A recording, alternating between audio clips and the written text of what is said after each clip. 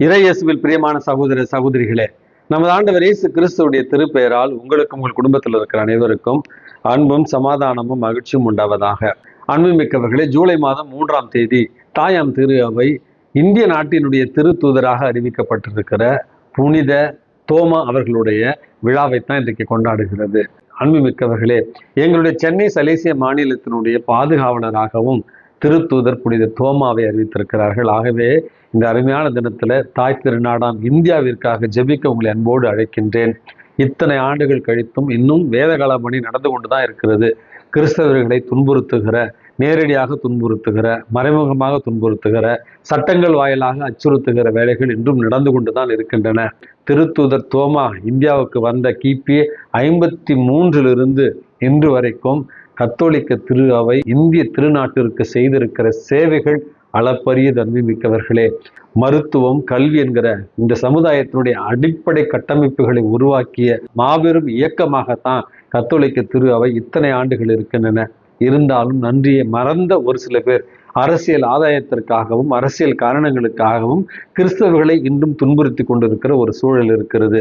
இப்படிப்பட்ட ஒரு சூழல்ல தாய் திருநாட்டினுடைய திருத்தூதராக இருக்கிற புனித தோமாவுடைய பரிந்துரையால் இந்திய நாட்டில் அமைதி நிலவ வேண்டும் என்றும் மத சுதந்திரம் முழுவதுமாக கிடைக்கப்பட வேண்டும் என்றும் இவருடைய பரிந்துரையால் இன்னைக்கு நம்ம மன்றாடி ஜெபிப்போம். மிக்கவர்களே, திருத்தூதர் தோமா அப்படி என்றாலே நம்ம ஒரு நீதி இருக்கையில் அமர்ந்து கொண்டு மற்றவர்களை தீர்ப்பிடுகிற ஒரு நிலையில நீங்கள்லாம் டவுட்டிங் தாமஸ், நீங்கள்லாம் சந்தேக தோமையார் அப்படி என்று மற்றவர்களை தீர்ப்பிடுகிற ஒரு மனநிலையில உட்கார்ந்து தான் நம்ம திருத்தூதர் தோமாவையும் தீர்ப்பிடுகிறோம், மற்றவர்களையும் தீர்ப்பிடுகிறோம். ஏன் அன்பு மிக்கவர்களே, நீங்களும் நானும் வாழ்க்கையில சந்தேகமே படுவது கிடையாதா? நம்முடைய விசுவாசத்துல சந்தேகத்தோடு தானே இருக்கிறோம்.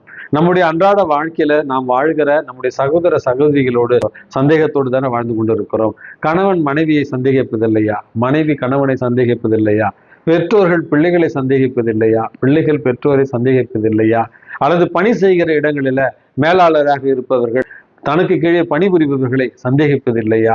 அல்லது பணியாளர்கள் மேலாளரை சந்தேகிப்பதில்லையா? இப்படியாக அன்றாட வாழ்க்கையில சந்தேகம் என்கிற ஒரு நோயினால் தான் நீங்களும் நானும் பாதிக்கப்பட்டிருக்கிறோம். ஆனால் எல்லா நேரங்களிலுமே நாம் நீதி அறிக்கையில உட்கார்ந்து கொண்டு மற்றவர்களை தான் நீங்க சந்தேக பெரு வழி அப்படின்னு தீர்ப்பிடுகிற ஒரு மனநிலையில இருக்கிறோம். உண்மையாகவே திருத்தூதர் தோமாவுக்கு இந்த அடைமொழி கொடுக்கப்பட்டது நியாயமானதா அப்படின்னு சிந்திக்க இன்றைக்கு நான் உங்களுக்கு அழைப்பு விடுக்கிறேன். திருத்தூதர் தோமா விவிலியத்துல அவரை பற்றி நமக்கு கிடைக்கிற செய்திகள் எல்லாமே யோவான் நற்செய்தியிலிருந்து தான் நமக்கு கிடைக்கிறது. 3 இடத்துல அவரை பற்றின செய்திகள் நமக்கு கொடுக்கப்பட்டிருக்கிறது. அந்த 3 நிகழ்வுகளையும் பார்த்துதான் திருத்தூதர் தோமாவுடைய ஆளுமையை நம்ம புரிந்து கொள்ளலாம். அன்புமிக்கவர்களே, திருத்தூதர் தோமா இயேசு வாழ்ந்த அந்த ஒரு காலகட்டத்துல கலிலேய பகுதியில மீன் பிடிக்கிற ஒரு குடும்பத்துல பிறந்தவராகத்தான் நம்ம அறிகிறோம். திருத்தூதர் பேதுரு, அந்திரேயா மற்றும் யோவான், யாக்கோபு அவர்களைப் போல இவரும் மீன்பிடி தொழிலில இருந்தவராகத்தான் நம்ம விவிலியத்துல வாசிக்கிறோம். இயேசு மற்றவர்களை அழைத்தது போல திருத்தூதர் தோமாவையும், திதிம் என்று அழைக்கப்படுகிற தோமாவையும் அழைக்கிறார் தன்னுடைய திருத்தூதர்களில் ஒருவராக இருப்பதற்காக. இந்த திருத்தூதர் தோமாவை பற்றி நம்ம வாசிக்கிற நேரத்துல இயேசு லாசரை உயிர்ப்பித்த பிறகு அவர்கள் அந்த வழியாக செல்ல இருந்த நேரத்துல இயேசுவை அவ்வழி செல்ல வேண்டாம் என்று அங்கே ஒரு பேச்சுவார்த்தை நடக்கிற நேரத்துல அந்த இடத்துலதான் திருத்தூதர் தோமா நாமும் செல்வோம் அவரோடு இறப்போம் என்று இயேசு வாழ்ந்த காலத்திலேயே கல்லெறிந்து கொல்லப்பட துணிந்து இயேசுவுக்காக ஒரு வாக்குறுதியை கொடுத்தவர் தான் திருத்தூதர் தோமா. அவருக்கு இருந்த இயேசுவின் மீது அந்த பேரன்பு தான் இங்கே வெளிப்படுகிறது. இயேசுவுக்காக எதையும் கொடுக்க துணிவாக இருந்த திருத்தூதர் தோமா. 2வது இடத்துல நமது ஆண்டவர் இயேசு கிறிஸ்து உயிர்ப்புக்கு பிறகு நான் போய் உங்களுக்காக இடம் ஏற்பாடு செய்தேன், திரும்பி உங்களை என்னோடு அழைத்துக் கொள்வேன் என்று இயேசு சொல்லுவார். அந்த இடத்துலதான் திருத்தூதர் தோமா சொல்லுவார், ஆண்டவரே, நீர் எங்கே போகிறீர் என்றே எங்களுக்கு தெரியாது. அப்படி இருக்க நீர் போகும் இடத்திற்கு நாங்கள் வழியை எப்படி தெரிந்து கொள்ள இயலும் அப்படி என்று சொல்லுவார். வழியும் வாழ்வும் உண்மையும் நானே என்று நமது ஆண்டவர் இயேசு கிறிஸ்து நமக்காக சொன்ன அந்த வார்த்தைக்கு காரணமாக இருந்தவர் திருத்தூதர் தோமா. அன்புமிக்கவர்களே, உண்மையையும் கடவுளையும் அறிகிற ஏக்கத்தை திருத்தூதர் தோமாவிடமிருந்து புரிந்து கொள்ள முடியும், கற்றுக்கொள்ள முடியும். மூன்றாவதாக, உயிர்ப்புக்கு பிறகு திருத்தூதர்கள் எல்லோருமே அறையில கூடியிருந்த நேரத்துல நமது ஆண்டவர் இயேசு கிறிஸ்து அவர்களுக்கு தோன்றுகிறார். அந்த நேரத்துல திருத்தூதர் தோமா அங்கு இல்லை. அவர் திரும்ப வந்த நேரத்துல திருத்தூதர்கள் அவரிடத்துல நாங்கள் ஆண்டவரை கண்டோம் அப்படின்னு சொன்ன நேரத்துல திருத்தூதர் தோமா சொன்னதாக இந்த வார்த்தைகளை நம்ம கேட்கிறோம்.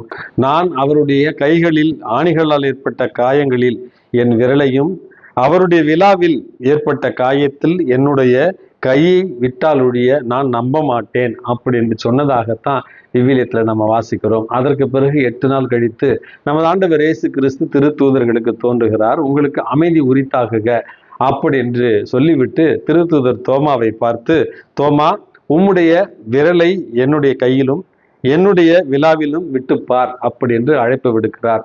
அன்புமிக்கவர்களை, இந்த இடத்துல கவனமாக நம்ம பார்க்க வேண்டும். இயேசு இந்த வார்த்தைகளை கூறிய பின் திருத்தூதர் தோமா அவருடைய பாதங்களில் விழுந்து, நீரே என் ஆண்டவர், நீரே என் கடவுள் என்று அறிக்கையிடுகிறார். அதற்கு பின் தான் நமது ஆண்டவர் இயேசு கிறிஸ்து, தோமா, நீ கண்டதால் நம்பினாய், ஆனால் காணாமல் நம்புவோர் பேறு பெற்றோர் அப்படிங்கிற வார்த்தையும் சொல்லுகிறார். இந்த இடத்துல திருத்தூதர் தோமா ஆண்டவருடைய அந்த காயங்களிலும் விழாவிலும் கைவிட்டு பார்ப்பதற்காக ஆசையை தெரிவித்தாரே அன்றி அவர் இயேசுனுடைய அந்த காயங்களில் கை வைத்ததாக நம்ம விவிலியத்துல எந்த இடத்திலும் நம்ம வாசிப்பதில்லை.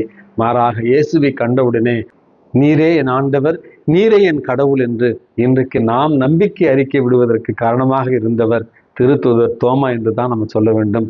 குழந்தைக்குரிய அந்த நம்பிக்கை, குழந்தைக்குரிய அந்த ஏக்கம், குழந்தைக்குரிய அந்த பாசத்தை திருத்தூதர் தோமாவிடத்தில் இன்றைக்கு நம்ம கண்டுகொள்ளலாம். திருத்தூதர் தோமா பெந்தகோஸ்தே பெருவிழாவிற்கு பிறகாக கேரளாவில் இருக்கிற கிரங்கனூர் என்கிற இடத்திற்கு தன்னுடைய நற்செய்தி பணியை தொடங்கி அங்கே பல ஆலயங்களை கட்டி எழுப்பினார் என்றும், அதற்கு பிறகு சென்னை மயிலாப்பூர் பகுதியில இறை வார்த்தை அறிவித்து பலரை கிறிஸ்துவுக்குள் கொண்டு வந்தார் என்றும், பிறகு அங்கிருந்த மதவாதிகளுக்கு கொஞ்சம் அஞ்சி சின்னமலை என்கிற இடத்துல மறைவாக ஜெபித்து கொண்டிருந்த நேரத்துல அவர் ஈட்டியால் குத்தப்பட்டு கொலை செய்யப்பட்டார் என்றும் நம்ம அவருடைய வாழ்க்கை வரலாற்றில் நம்ம வாசிக்கிறோம்.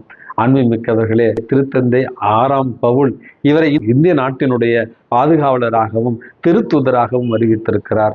இப்படிப்பட்ட திருத்தூதர் தோமா அவர்களிடமிருந்து நம்ம கற்றுக்கொள்ள வேண்டிய பாடம், இயேசுவின் மீது இருக்கின்ற அதே ஆழ்ந்த அன்பு, இயேசுவுக்காக தன்னுடைய உயிரை தியாகம் செய்கிற அளவுக்கு அன்பு செய்த அந்த அன்பு, தந்தையை கண்டுகொள்ள வேண்டும், உணர வேண்டும் என்கிற அந்த ஆன்மீக தேடல், இயேசுவை காண வேண்டும் என்கிற அவருடைய அந்த ஏக்கம் நம்மில் இருக்க இன்றைக்கு இவருடைய பரிந்துரையை மன்றாடி ஜெபிப்போம். எல்லாம் வல்ல இறைவன், தந்தை, மகன், தூய ஆவி உங்களையும் உங்கள் குடும்பத்தில் இருக்கிற அனைவரையும் நிறைவாக ஆசீர்வதித்து பாதுகாத்து வழி நடத்துவாராக. ஆமென்.